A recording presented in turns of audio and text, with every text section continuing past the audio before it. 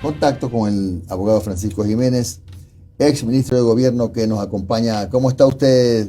¿Sí me escucha, abogado? Hola Jimmy, sí, buenos días, lo escucho bien y un saludo también para Omar y para Mitzi ahí en cabina. Muy bien. ¿Cómo le dijeron a Noris? Siempre le cambian el nombre, no se preocupe, siempre le cambian el nombre, ya es normal.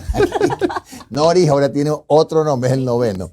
Disculpe la broma, abogado. ¿Cree usted No, me que... parece que le dijeron Mitzi, ¿no fue Mitzi? No, Noris. Ah, ok. Bueno, no importa. A ver, abogado, ¿cree usted que está debidamente fundamentado el juicio político al presidente de la República? Porque hoy, por ejemplo, habrá un debate en la Asamblea, porque hay algunos abogados que piensan que ese vacío hace que más o menos el informe que recomienda no enjuiciarlo es válido. Entre tanto, otros afirman que sí hay opción o que debe ser la opción que el Pleno resuelva sobre la procedencia o no del juicio. ¿Qué opina usted? A ver, yo pienso que el juicio no está bien fundamentado. Creo que un juicio es algo serio, no es algo que debe tomarse a la ligera, y por más de que sea político, exige ciertas condiciones de formalidad, de normativa, de seriedad y sobre todo de respeto a los principios del debido proceso para poder ser considerado juicio. De lo contrario, no puede ser llamado juicio, sino cualquier otra cosa. Creo que no está bien fundamentado, creo que ha sido probablemente de los procesos más manoseados en la historia de la República, y eso no es casualidad. Yo creo que es en parte producto de algunas contradicciones que existen en la Constitución en este aspecto particular, porque cuando uno quiere navegar, o mejor dicho, transitar por la mitad entre lo jurídico y lo político, terminan produciéndose una serie de zonas grises que son las que nos han traído un poco al punto en el que estamos. Y hoy por hoy reina la confusión, me parece, en el Pleno, reina la confusión en algunas instancias de la Asamblea. Creo que la Comisión de Fiscalización también de alguna manera se precipitó al enviar un informe, un no informe en esas condiciones. Pero más allá de todo esto y de todo el sainete que esto haya podido constituir, pienso que independientemente de que algunos apoyen al presidente, otras personas no apoyen al presidente, no existen causales dentro del proceso que permitan pensar que el presidente ha cometido una incorrección de las que se señalan en el artículo 129, numeral 2 de la Constitución, particularmente en materia de peculado. Claro, en todo caso, como usted bien lo señaló, el juicio es político, y siendo político, felizmente o desgraciadamente, lo que deciden son los votos, y ahí se va a resolver la suerte del presidente de la República por los votos. Mi pregunta es, ¿qué puede argumentarse en la Asamblea para que ese juicio político no prospere, si acaso ya hay hoy más de 70 votos, que no parece difícil? Otra cosa es la votación del juicio, ¿no? Esto es por la continuación del juicio.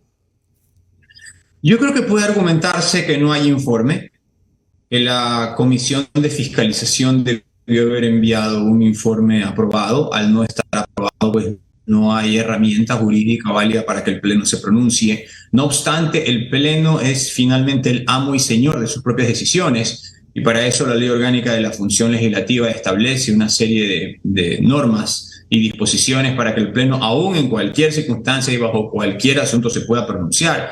Y por eso creo que enlizarnos o empantanarnos en los aspectos de procedimiento nos va a llevar a un laberinto peor que el de Dédalo, del cual no vamos a salir nunca. Creo que al final lo más importante es determinar si ha habido conductas o no reprochables por parte del presidente de la República en este asunto de la supuesta alegación de peculado. Y yo creo que en eso hay que responder con contundencia que no. Las personas que me han preguntado ya sobre este aspecto, finalmente termino diciéndoles que este no es un concurso de popularidad del presidente, no es un concurso para saber si les gusta o no les gusta la política del presidente, o si están de acuerdo o no con su estilo de gobernar, o si les parece él simpático o no les parece simpático. Este es un proceso para determinar si es que él tomó decisiones que puedan pensar que su actitud se encuadra en lo que establece el 129 numeral 2, esto es relacionado con con la imputación de peculado, que fue la que recogió la Corte, descartando la otra de concusión. Y la respuesta contundente es no. no hay esos elementos, no se han evidenciado dentro del proceso, no se han visto actuaciones que cuadren en ese tipo penal, no hay elementos para poder pretender que así haya sido y por lo tanto creo que más allá de todas las consideraciones de forma, de trámite o de procedimiento que se puedan sacar en ese momento, creo que el país lo que espera es una respuesta contundente en ese sentido y yo creo que ha quedado demostrado pues, que el presidente no tiene nada que ver con este asunto que se le imputa. ¿Usted ve que a pesar de todas las gestiones que ha hecho, que no voy a entrar a calificarlas, el gobierno o sus operadores para sumar votos a la defensa del presidente de la República, va a conseguir salvar el escollo de la destitución cuando toque votar? Yo creo que lo va a conseguir. Los gobiernos tienen derecho a defenderse. Los gobiernos tienen derecho a argumentar, los gobiernos tienen derecho a, dentro del marco de la ley, recoger o disponer de las decisiones que corresponden en un momento determinado, por cuando están sobre todo en un rincón, ¿no? O cuando la gente pretende arrinconarlos, o los asambleístas o el establishment político pretende arrinconarlos. Entonces, no se le puede negar a un gobierno la posibilidad de defenderse. Yo creo que se ha hecho bien en poder hablar con los asambleístas. No conozco el contexto de las conversaciones y como usted bien dice, todos los detalles que hayan podido enmarcar esas conversaciones. Pero lo que está claro es que el presidente fue electo para 4 años. Y yo creo que aquí los ecuatorianos tenemos que también ser consecuentes con nuestras decisiones. El poder desgasta y en el Ecuador desgasta mucho más rápidamente. Y obviamente en un ejercicio gubernamental se cometen aciertos y se cometen errores. Pero una vez más, esto no es un concurso de popularidad, esto es un proceso. Y aunque sea político, tiene que tener normas que lo dictaminen y lo dirijan. Y en función de eso, creo que no hay justificaciones para solicitar la destitución del presidente por esta causa que está invocando, en este caso, la Asamblea. Abogado, buen día. Omar Jaén le saluda. ¿Cómo está?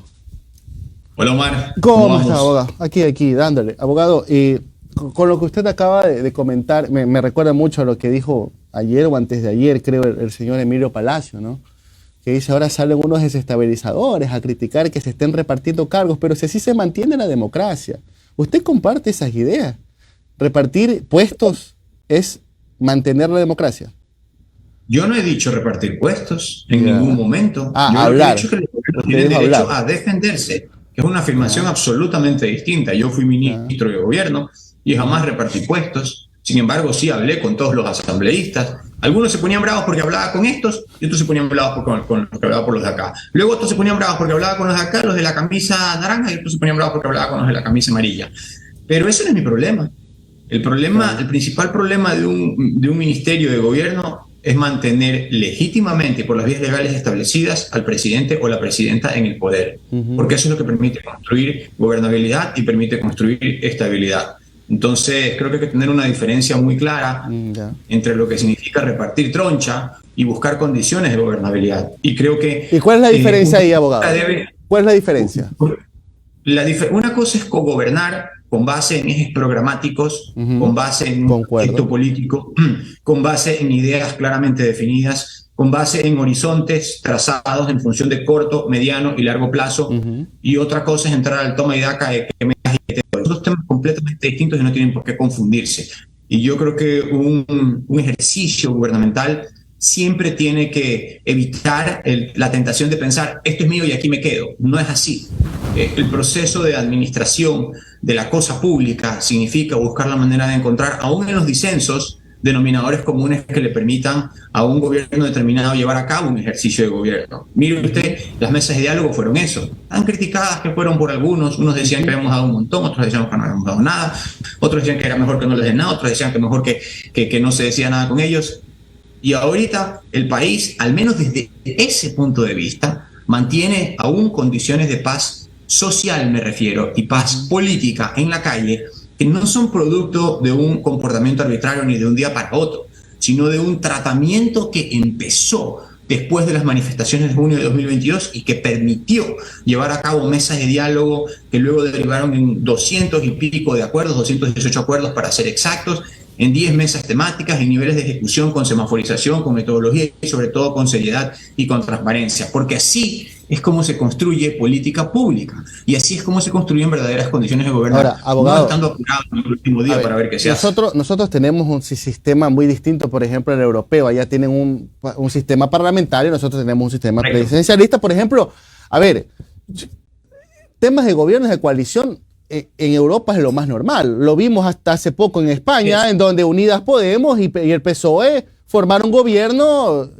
Pablo Iglesias fue vicepresidente, pero todo eso se hace con rueda de prensa, con firma, sobre una mesa, con cámaras, con fotografías, con registro, con todo, y hasta con un acta, como usted decía, ¿no? Un acta decía, a ver, nuestras diferencias son estos, pero nuestros objetivos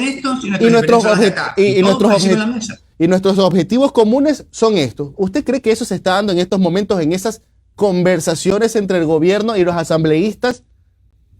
Mire, aquí usted ha notado un punto que es bien importante. En nuestro sistema presidencial o semipresidencialista, característico no solo de Ecuador, sino de Latinoamérica, a la imagen de cómo funciona la democracia en los Estados Unidos. La gran mayoría de mandatarios tienden a considerarse un poco el rey solo. Y yo creo que eso hace que el ejercicio de gobierno se convierta en un ejercicio muchas veces aislado. Las democracias europeas, con tantos traumas y guerras que han tenido, han terminado entendiendo que deben poder gobernar en conjunto formando coaliciones, porque así es como se garantizan condiciones de estabilidad política y de estabilidad social. Inclusive, el mismo Abraham Lincoln, cuando tuvo que afrontar ese periodo histórico de la guerra de secesión en los Estados Unidos, que finalmente terminó derivando en la liberación de la esclavitud, finalmente tuvo que hacer un gabinete de gobierno con rivales, con los sureños, claro, con los sureños. Pensaba como él. Entonces, el ejercicio político termina siendo siempre un ejercicio de búsqueda de consensos a través del diálogo y sobre todo con herramientas sobre la mesa.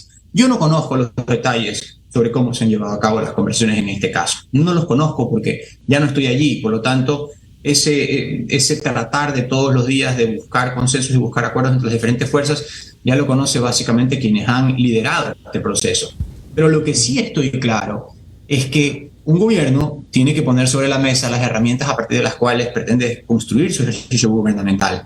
Uno de los grandes problemas que ha pasado con el gobierno del presidente Lasso es que ha sido un gobierno bajo asedio desde el día 1, tal vez con el hiato que significó el periodo de vacunación, porque claro, todos estábamos asustados que no podíamos salir a la calle y eso dio unos 3-4 meses de tranquilidad hasta que terminó el proceso de vacunación. Pero de ahí la democracia ecuatoriana ha seguido siendo lo que ha sido, es decir, un ejercicio permanente de tratar de construir condiciones para gobernar. Pero eso debe hacerse con pilares definidos. Hoy, lamentablemente, pues está un poco contra las cuerdas, ha habido una presión muy fuerte por parte de la Asamblea, que no es que empezó el día de hoy ni el día de ayer, sino que es producto también de una serie de decisiones que se han venido acumulando en los 2 últimos años, y toca defenderse, hacerlo ahora, con las herramientas legales, herramientas que están a la mano, y obviamente con la posibilidad que tenga el gobierno pues, de ir concertando estas cosas. Mire, yo siempre he considerado que la política, al menos como se la hace aquí en Ecuador, es muy parecida a la selva. Sí. Cuando un animal es débil, los cazadores vienen y huelen la sangre. Se lo aseguro. Si el gobierno de Guillermo Lasso hubiera sido más fuerte en otros aspectos, en lo político no se lo hubiera tan débil, y como usted dice, el asedio que ha tenido. Porque el asedio lo tiene un gobierno cuando es débil. Y yo creo que ese mea culpa todavía no lo aceptan en el gobierno. Mire, es más, yo se lo apuesto. Si el nivel de inseguridad en el país no fuera tan crítico, no tuviera estos problemas en la parte política, el gobierno en la Asamblea. Probablemente. Bueno, entonces, ¿qué le pasó? ¿Qué le pasó al gobierno? Ya usted desde afuera, ya más frío, ¿cuáles fueron las debilidades de este gobierno, más allá de lo que puedan decir que hubo un asedio desde la Asamblea? ¿Cuál es el mea culpa que debe hacer este gobierno? Yo creo que hay una triple dimensión que hay que tener en cuenta cuando uno gobierna, una triple dimensión. La dimensión de la calle, que tiene que ver con las organizaciones sociales, que tienen que ver con lo que sucede en la calle, que tienen que ver con la sociedad políticamente agremiada que está en condiciones de desestabilizar un gobierno. Fue lo que nos pasó en junio de 2022, cuando las organizaciones sociales salieron a manifestar. ¿Y cuál fue nuestra respuesta a eso? Bueno, si esto es así, solucionemos el problema ahora, tratemos de hacerlo con el menor daño a vidas y también a bienes materiales, Y una vez que pasemos esto, construyamos un proceso que permita garantizar ciertas condiciones de paz social. De ahí las mesas de diálogo. Esa es la primera dimensión. La segunda es la dimensión política, es decir, lo que se llama la estabilidad institucional. Y tiene que ver con las fuerzas que están representadas en la principal institución que combate o que compite con el Ejecutivo, que es el Legislativo. Entonces, si uno va a estar débil allí también, porque ese fue el caso cuando arrojaron los resultados de primera vuelta, donde UNE sacó 48 puestos y nosotros sacamos 12 escaños apenas, hay que buscar la manera de establecer un paraguas de concertación con las fuerzas políticas que se puedan alinear a este proyecto político. Esa es la segunda dimensión, que tal vez no se llevó a cabo como correspondía llevarse a cabo. Y la tercera dimensión es la que supone a la sociedad civil no agremiada, es decir, que toca a los problemas del país. Allí entra el problema de la seguridad, allí entra el problema de la salud, allí entra el problema de los pasaportes, allí entra el problema de las cédulas. Y eso también tiene que ser solucionado. Yo siempre he dicho que un gobierno puede equivocarse en todas las cosas, pero hay 3 cosas en las que no se puede equivocar, que es seguridad, salud y educación. O en este caso que la educación a mí me parece que ha sido bien llevada, por ejemplo, lo que tiene que ver con trámites de pasaportes y cédulas, que son 3 áreas que me parecen medulares, u obra pública también, ¿verdad? Puede ser seguridad, salud y obra pública, que son 3 áreas medulares de la gestión de gobierno. El resto, pues uno puede tener ahí algunas equivocaciones, pero en esas 3 áreas hay que ser muy afinado. Entonces, yo creo que dentro de estas 3 dimensiones, la que tiene que ver con la asamblea, la que tiene que ver con la calle y la que tiene que ver con los problemas del país, tal vez amerita ahí un importante afinamiento una vez que se concluya con todo este proceso que ha sido bastante largo y creo que traumático inclusive para el país. Abogado, buenos días. Noris Arroyave le saluda. Abogado. Noris, ahora sí le digo bien. ¿Cómo está? Saludos.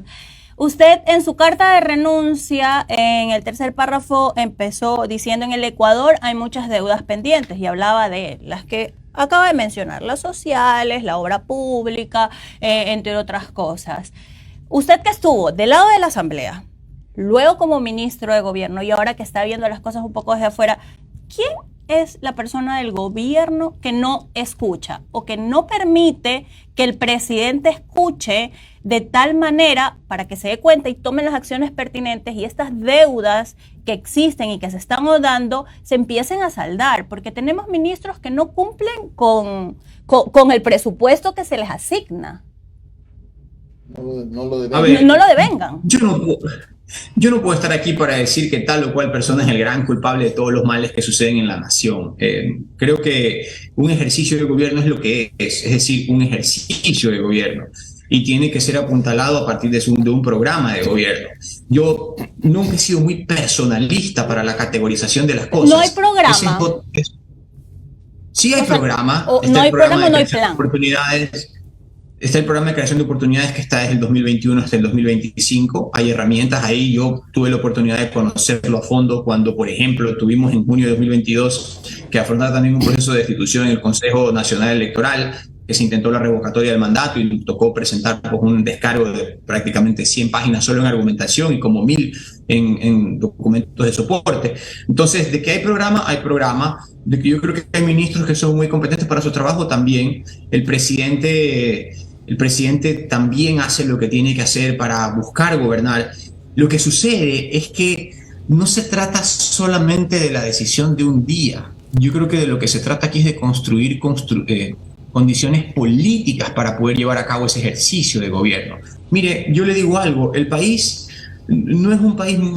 Ecuador no es un país que se caracteriza por su radicalismo ideológico, aunque mucho se ha hablado del socialismo del siglo XXI, pero la gente no consume el tema ideológico en la calle, la gente lo que quiere es soluciones para sus problemas. Entonces, si no somos un país tan atravesado por la ideología como pues, sí puede serlo Uruguay, como sí puede serlo Chile, como eventualmente en algún momento lo ha sido Paraguay, si no somos un país atravesado por los conceptos ideológicos, eso significa que uno tiene que construir condiciones de gobernabilidad desde cierto ángulo de practicidad con las diferentes fuerzas políticas para poder llevar a cabo el ejercicio de gobierno. Aún más siendo un país que mantiene realidades distintas en las diferentes regiones. No nos olvidemos que un costeño piensa muy distinto que un serrano. Y creo que en la misma costa, por ejemplo, los guayaquileños no pensamos lo mismo necesariamente que los manavitas en algunos aspectos de la cosa pública. Entonces, estamos hablando de un país que mantiene una serie de cosmovisiones distintas, donde lo que nos une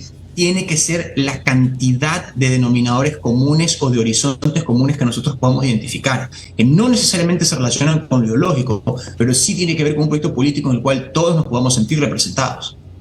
Ok, pero y se lo pregunto porque usted estaba en las dos escenarios y también ha hecho activismo En los tres, de hecho, ahora. En los tres, en la exacto. Asamblea, Ahora está en los y ahora tres. está afuera como ciudadano. Y desde afuera como ciudadano y también en el quehacer político. ¿Qué hacer para pasar del discurso a la acción como gobierno? Porque lo escuchaba la respuesta que le dio Mari, decía, después de que pase lo del juicio político, si se queda el gobierno, tiene que replantearse y tomar las acciones. Pero ya han pasado 2 años. O sea, falta casi que año y medio para que este gobierno se termine, si es que llegase a mantenerse después del juicio político.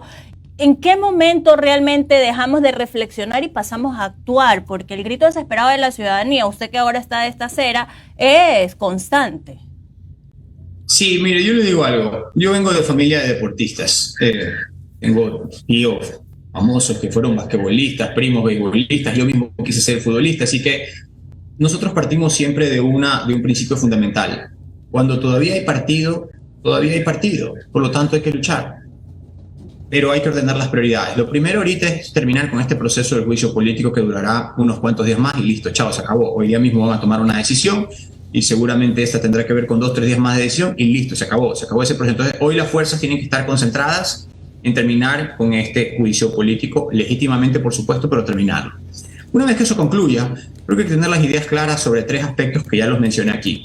El primero, continuar, o mejor dicho, atacar los problemas de fondo que tiene el país, empezando por el de la seguridad. En eso hay que tener resultados rápidos, contundentes y visibles. Y complementariamente al tema de la seguridad, la cuestión de la salud y la cuestión de la obra pública me parecen fundamentales. Entonces, si yo tuviera que concentrar mi acción de gobierno en 3 aspectos, las concentraría en esos 3. El segundo, pase lo que pase y haya pasado lo que haya pasado con la Asamblea, hay que buscar sentarse con la Asamblea. Si ya se termina el tema del juicio político, pues entonces hay que volver a recomponer o intentar recomponer una vez más las condiciones de gobierno dentro de la Asamblea, porque puede ser que la Asamblea no sea tan importante para gobernar, pero a veces es muy importante para no dejar gobernar. Y eso es lo que uno tiene que prevenir y precautelar. Por lo tanto, la Asamblea nunca se le puede dar la espalda y nunca se puede creer que se puede estar sin ella. La Asamblea es una realidad porque si no fuéramos una monarquía y por lo tanto hay que saber coexistir con esa realidad. Eso es lo segundo.